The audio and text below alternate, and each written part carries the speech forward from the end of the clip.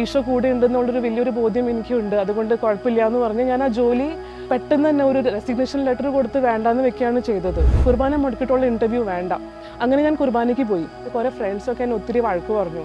നിനക്ക് എൻ്റെ ബോധമില്ലേ, നിൻ്റെ വീട്ടിൽ ഇതുപോലത്തെ ഒരു സാഹചര്യത്തിൽ നീ കുർബാനയ്ക്ക് പോവാണോ ചെയ്യണേ, ആ ഇൻ്റർവ്യൂ പോയി അറ്റൻഡ് ചെയ്തെങ്കിൽ നിനക്ക് ജോലി കിട്ടുമായിരുന്നില്ലേ, അങ്ങനെയൊക്കെ കുറേ പേര് ഇങ്ങനെ പരാമർശിക്കുകയൊക്കെ ചെയ്തു.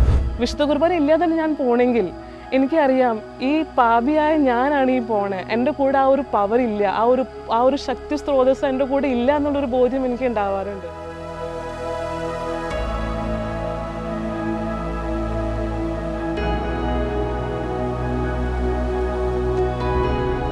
പലപ്പോഴും ജീവിതത്തിൽ ദൈവം തരുന്നതെല്ലാം നല്ലതാണ്. ദൈവത്തോട് ചേർന്ന് നമ്മൾ തീരുമാനം എടുക്കുമ്പം ദൈവം നമ്മുടെ തീരുമാനത്തിൽ ഇടപെടും എന്നതാണ് സത്യം. ഇന്ന് നമ്മൾ കാണാനായിട്ട് പോകുന്നത് സുജ ജോസ് എന്ന് പറയുന്ന ബോംബെയിൽ ജനിച്ചു വളർന്ന ഒരു സഹോദരിയുടെ ജീവിതാനുഭവമാണ്. വിശുദ്ധ കുർബാനയും ഇൻ്റർവ്യൂവും ഒന്നിച്ചു വന്നപ്പോൾ പരിശുദ്ധ കുർബാനയ്ക്ക് വേണ്ടി നിലകൊണ്ടു എന്നൊരൊറ്റ കാരണം കൊണ്ട് പിന്നീട് ദൈവം ചെയ്ത ഒരത്ഭുത കഥയാണ് ഇന്ന് സുജയുടെ ജീവിതത്തിലൂടെ നമ്മുടെ മുൻപിൽ എത്തുന്നത്. എൻ്റെ പേര് സുജ ജോസ് എന്നാണ്. തലശ്ശേരി രൂപത സെയിൻറ്റ് ഓഗസ്റ്റിൻസ് ചർച്ച് നെല്ലിക്കുറ്റി ഇടവാംഗമാണ് ഞാൻ. എൻ്റെ ജീവിത പങ്കാളി ജോസാണ്. ഞങ്ങളുടെ വീട്ടിൽ ചാച്ചൻ, അമ്മച്ചി, പിന്നെ ഒരു അനിയത്തിയും ഉണ്ട്.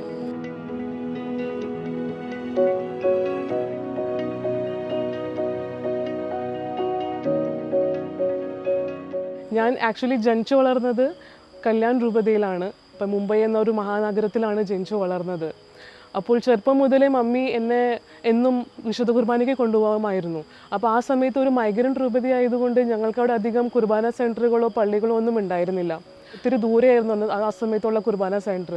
അപ്പം മമ്മിയോട് തന്നെ എപ്പോഴും ചോദിച്ചിരുന്നു, എന്തിനാ ഇങ്ങനെ പോകേണ്ട ആവശ്യമുണ്ടോ? അപ്പം മമ്മി പറയുമായിരുന്നു, എനിക്കൊരു സ്ട്രെങ്ത്ത് കിട്ടുന്നത് ഈ ഒരു കുർബാനയിലൂടെയാണ്, അത് വലിയൊരു സോഴ്സ് ഓഫ് സ്ട്രെങ്ത് ആണ് മമ്മിക്ക് എന്നും പറയുമായിരുന്നു.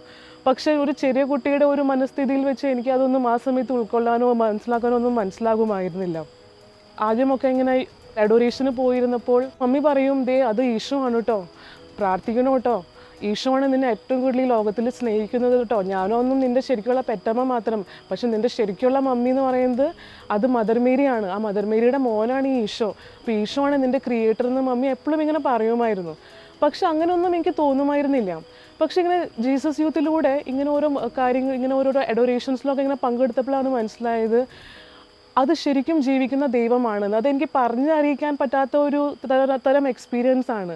അതായത് യൂക്കറിസ്റ്റിക് അഡോറേഷൻ്റെ സമയത്ത് തന്നെ നമ്മൾ ഒത്തിരിയധികം കർത്താവിനെ ഇങ്ങനെ ആരാധിച്ച് വർഷിപ്പ് ചെയ്യണ ഒരു സമയം വരുമ്പോൾ കർത്താവ് നമ്മളെ തൊടുന്ന ഒരു അനുഭവം അത് വളരെ വ്യക്തമായിട്ട് അനുഭവിക്കാനായിട്ട് എനിക്ക് സാധിച്ചിട്ടുണ്ട്.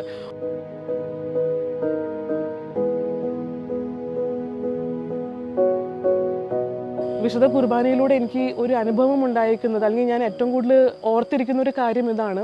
കോവിഡ് കാലത്ത് ഞങ്ങളുടെ വീട്ടിൽ ഒരു വലിയൊരു പ്രതിസന്ധി അനുഭവപ്പെട്ടു. അതായത് എൻ്റെ പപ്പ റിട്ടയർഡാണ്, മമ്മി ഹോം മേക്കറാണ്, പിന്നെ എൻ്റെ ചേട്ടൻ IT മേഖലയിൽ ജോലി ചെയ്തിരുന്ന സാഹചര്യമായിരുന്നു. ആ സമയത്ത് ഞാൻ കോളേജിൽ അസിസ്റ്റൻറ്റ് പ്രൊഫസറായിട്ട് ജോലി ചെയ്യായിരുന്നു.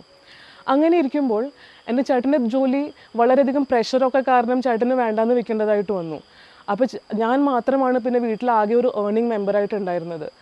എൻ്റെ കോളേജിലാണെങ്കിൽ ഈ NAC എന്ന് പറയുന്ന ഒരു സംഭവമുണ്ട്, NAC അക്രിഡേഷൻ എന്ന് പറഞ്ഞത്. അതായത് കോളേജിന് ഇങ്ങനെ റേറ്റിങ്സ് കൊടുക്കണ ഒരു പരിപാടി. അതിലെന്നാ സംഭവിച്ചതെന്ന് വെച്ച് കഴിഞ്ഞാൽ ഞങ്ങളോട് കുറേയധികം ഫേക്ക് റിപ്പോർട്ട്സ് ഉണ്ടാക്കാൻ പറഞ്ഞു, അനറ്റിക്കലായിട്ട് അതിലേക്ക് ജോലി ചെയ്യാൻ പറഞ്ഞു. ഇതൊക്കെ കണ്ടപ്പോൾ എനിക്ക് ആകെ വിഷമമായിട്ട് ഞാൻ പിന്നെ എൻ്റെ പ്രിൻസിപ്പളിനോട് പറഞ്ഞു, ഇങ്ങനെ അനറ്റിക്കലായിട്ട് എനിക്ക് ജോലി ചെയ്യാൻ താല്പര്യമില്ല, അതുകൊണ്ട് എനിക്ക് വേണ്ടാന്ന് വെക്കാനാണ് താല്പര്യം, എനിക്ക് ജോലി വേണ്ട എന്ന് പറഞ്ഞു.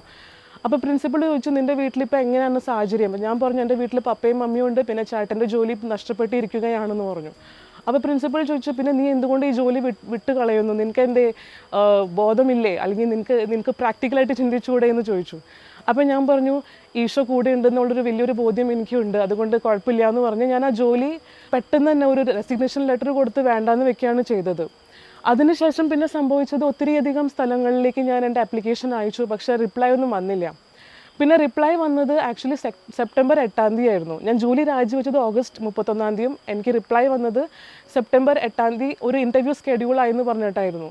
അപ്പോൾ അന്ന് കോവിഡ് കാലമായതുകൊണ്ട് പിന്നെ ഞങ്ങളുടെ ഇടവകയിൽ ഇങ്ങനെ പാർട്ട് ബൈ പാർട്ടാണ് അവർ ആൾക്കാരെ കുർബാനയിൽ അനുവദിക്കുന്നത്. ഞങ്ങളുടെ അവസരം വന്നത് ആക്ച്വലി മോർണിംഗ് സ്ലോട്ടിലായിരുന്നു. ആ മോർണിംഗ് സ്ലോട്ടിൽ തന്നെയായിരുന്നു ഈ ഇൻ്റർവ്യൂ. എൻ്റെ മുൻപിൽ അപ്പോൾ 2 ഇതുണ്ട്. വേണമെങ്കിൽ എൻ്റെ ജീവിത സാഹചര്യങ്ങൾ നന്നാക്കാൻ ഞാൻ വേണമെങ്കിൽ എൻ്റെ ജോലിക്കായിട്ട് പോകാം, അല്ലെങ്കിൽ എനിക്ക് എൻ്റെ ഈശോയുടെ അടുത്ത് കുർബാനയ്ക്ക് പോകാം. ഞാൻ തീരുമാനിച്ചത് കുർബാന മതി, കുർബാന മുടക്കിയിട്ടുള്ള ഇൻ്റർവ്യൂ വേണ്ട. അങ്ങനെ ഞാൻ കുർബാനയ്ക്ക് പോയി. കുറേ ഫ്രണ്ട്സൊക്കെ എന്നെ ഒത്തിരി വഴക്ക് പറഞ്ഞു. നിനക്ക് എൻ്റെ ബോധമില്ലേ, നിൻ്റെ വീട്ടിൽ ഇതുപോലത്തെ ഒരു സാഹചര്യത്തിൽ നീ കുർബാനയ്ക്ക് പോവാണോ ചെയ്യണേ, ആ ഇൻ്റർവ്യൂ പോയി അറ്റൻഡ് ചെയ്തെങ്കിൽ നിനക്ക് ജോലി കിട്ടുമായിരുന്നില്ലേ, അങ്ങനെയൊക്കെ കുറേ പേര് ഇങ്ങനെ പരാമർശിക്കുകയൊക്കെ ചെയ്തു.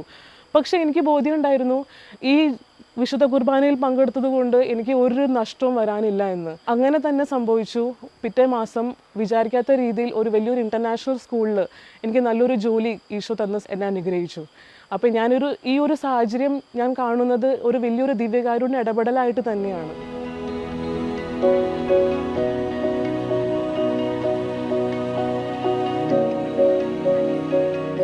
കുർബാന സ്വീകരിക്കുന്നതിന് മുൻപായിട്ട് ഞാൻ എന്നെ തന്നെ കാണുന്നത് ഒരു വലിയൊരു അയോഗ്യയും പാപിയായിട്ടുള്ളൊരു കുട്ടിയായിട്ടാണ്. പക്ഷേ കുമ്പസരിക്കുന്ന സമയത്ത് ഞാൻ കഴിയുന്നതും എല്ലാ ചെറിയ ചെറിയ പാപങ്ങൾ പോലും ഏറ്റുപറഞ്ഞ് കുമ്പസരിക്കാറുണ്ട്. ആ സാഹചര്യം വരുമ്പോൾ പൊട്ടിക്കരയുന്ന ഒരു സാഹചര്യം വരെ വരാറുണ്ട്. അപ്പോൾ ഞാൻ ചിന്തിക്കാറുണ്ട്, ഈ ഈശോയിനാണോ കർത്താവ് ഞാൻ ഇത്രയധികം വേദനിപ്പിച്ചതെന്ന്.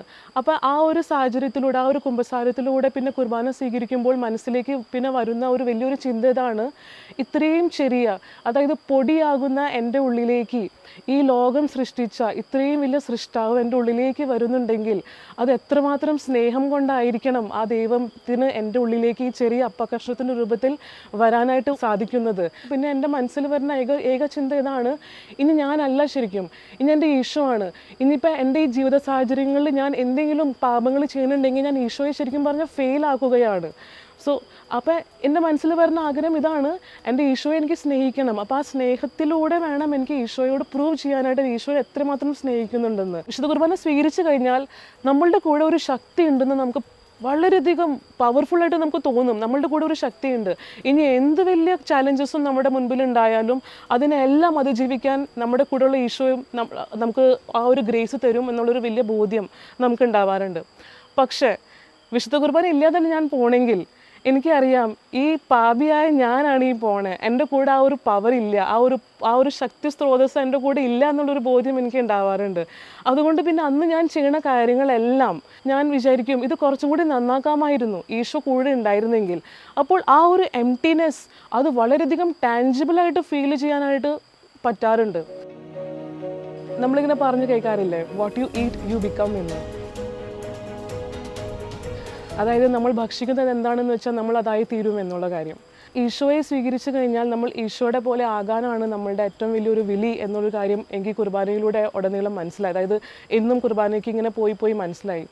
എൻ്റെ പല ഫ്രണ്ട്സും എന്നോട് ചോദിക്കുമായിരുന്നു, എന്തിനാ ഇങ്ങനെ എന്നും പോകേണ്ട കാര്യമുണ്ടോ? അല്ലെങ്കിൽ എൻ്റെ ജോലി സ്ഥലത്തുള്ള ചില നോൺ ക്രിസ്ത്യൻസ് എന്നോട് ചോദിക്കുമായിരുന്നു, എന്തിനാ വെറുതെ ഈശോയെ പോലെ എന്നും ഡിസ്റ്റർബ് ചെയ്യണേ, ആഴ്ചയിൽ ഒരിക്കൽ മാത്രം പോയാൽ പോരെ? അങ്ങനെയൊക്കെ കുറേ ചോദ്യങ്ങളൊക്കെ ഉയർന്നിട്ടുണ്ട്. ഇപ്പോൾ ഞാൻ ആ സ്കൂള് വിട്ട് ഇപ്പോൾ വേറൊരു സ്ഥലത്താണ് ഇപ്പോൾ താമസിക്കുന്നത്. അപ്പോൾ അവിടുത്തെ എംപ്ലോയീസ് എന്നോട് ഇപ്പോൾ പറയുന്നത് ഇതാണ്, നീ പോയതിന് ശേഷം എന്തൊരു ചൈതന്യം ഇവിടുന്ന് കടന്നു പോയ പോലെ തോന്നാറുണ്ടെന്ന്. അത് ആക്ച്വലി ആ ചൈതന്യം എന്ന് പറയുന്നത് വിശുദ്ധ കുർബാനയുടെ ചൈതന്യം മാത്രമായിരുന്നെന്ന് പൂർണ്ണമായിട്ട് വിശ്വസിക്കുകയാണ് ഞാനിപ്പോൾ.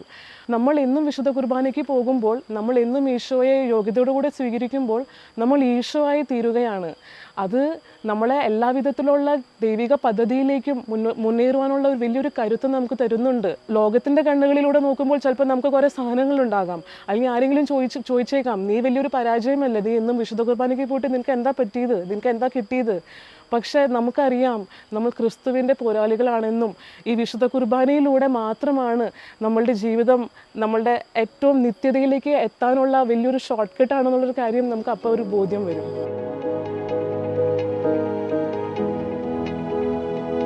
എനിക്ക് ഇന്നത്തെ യുവജനങ്ങളോടും കുട്ടികളോടും പറയാനുള്ളൊരു കാര്യമുണ്ട്.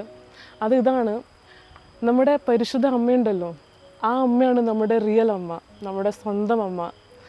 അതായത് നമുക്ക് ആ അമ്മയിലൂടെ മാത്രമാണ് ഈശോയിലേക്ക് പോകാൻ പറ്റുക. ടു ജീസസ് ത്രൂ മേരി, അങ്ങനെ നമ്മൾ പറഞ്ഞു കേട്ടിട്ടുണ്ടല്ലോ. ആ ഒരു സാഹചര്യത്തിൽ നമുക്ക് ജപമാലയിലൂടെ ഈശോയിലേക്ക് പോകാം, മാതാവിലൂടെ. മാത്രമല്ല മാതാവ് ഈശോയുടെ തിരുശരീരവും തിരുരക്തവും ഒരു സ്നേഹവിരുന്നായി നമ്മുടെ മുൻപിൽ ഒരുക്കി വെച്ചിരിക്കുകയാണ്. മാതാവ് എത്രത്തോളം ആഗ്രഹിക്കുന്നുണ്ടെന്നറിയോ? ആ പൊന്നു മകൻ്റെ ആ തിരുരക്തവും ആ തിരുശരീരവും നമ്മൾ ഭക്ഷിച്ച് ആ മോൻ്റെ പോലെ ആകണമെന്നും അമ്മ എത്രത്തോളം ആഗ്രഹിക്കണമെന്ന് നിങ്ങൾക്കറിയാമോ? ഈശോ ആണ് എൻ്റെ ലഹരി എന്നുള്ളൊരു ആ ഒരു സാഹചര്യത്തിലേക്ക് നമ്മൾ എല്ലാവരും മാറാൻ വേണ്ടി അമ്മ എത്രത്തോളം രക്തക്കണ്ണീർ ഒഴുക്കി നമുക്ക് വേണ്ടി പ്രാർത്ഥിക്കുന്നുണ്ട്. അപ്പോൾ എനിക്ക് പറയാനുള്ളത് ഇത്ര മാത്രമുള്ളൂ. നമ്മൾക്ക് വളരെ കുഞ്ഞി step, let's take 1 step at A time. ചെറിയ സ്റ്റെപ്പ്. ഒരു റോസറി ചെല്ലാൻ പറ്റിയില്ലെങ്കിൽ ഒരു ഹെയിൽ മേരി അല്ലെങ്കിൽ 3 ഹെയിൽ മേരി എന്നും ചൊല്ലി മാതാവിനോട് അടുത്ത് നമുക്ക് ഈശോയിലേക്ക് പോകാം. കാരണം ഈ ഒരു ജീവിതം മാത്രമല്ല, ഇതിനപ്പുറം ഒരു വലിയൊരു ബാങ്ക്വറ്റ്, ഒരു ഹെവൻലി ബാങ്ക്വറ്റ് ഈശോ നമുക്ക് വേണ്ടി ഒരുക്കി വെച്ചിട്ടുണ്ട്. അവിടെ എല്ലാം നമ്മൾ എത്തിച്ചേരണമെന്നാണ് നമ്മുടെ സ്വർഗീയ പിതാവിൻ്റെ ആഗ്രഹം. ഈ റോമാലേഖനം 8-ാം അധ്യായം 28 വചനമില്ലേ?